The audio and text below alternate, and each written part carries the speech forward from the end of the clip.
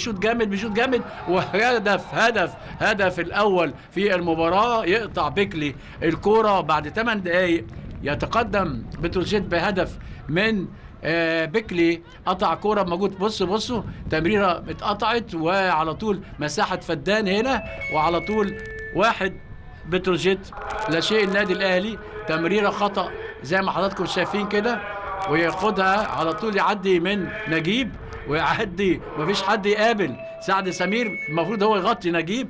انما بعد 8 دقائق من خطا قاتل من مدافعي، ضربه ركنيه للنادي الاهلي اللي بيحاول انه يحرز هدف التعادل، واحرز هدف التعادل. انا لسه بقول لحضراتكم اهو، يعني وليد سليمان يحط هدف التعادل في الوقت القاتل. وليد سليمان في ايه؟ في الدقيقه الاولى من الوقت البدل الضائع اهو، يحرز وليد سليمان هدف حلو قوي قوي قوي. وليد سليمان يحط الهدف. ادي الكره مرفوعه والكل بيتفرج، وعلى طول دماغ وليد سليمان في الزاويه البعيده عشان يتعادل النادي الاهلي بهدف لبتروجيت. تقدم بتروجيت بهدف في الدقيقه 8، ثم تعادل الاهلي في الدقيقه الاولى من وقت ضايع في الشوط الاول بهدف جميل لوليد سليمان.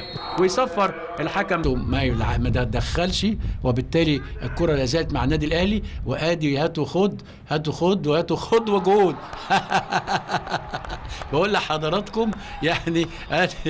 لحضراتكم الاهلي يعني هنشوف اللي جاب الجون ده رمضان صبحي، وهدف تاني في مرمى بتروجيت.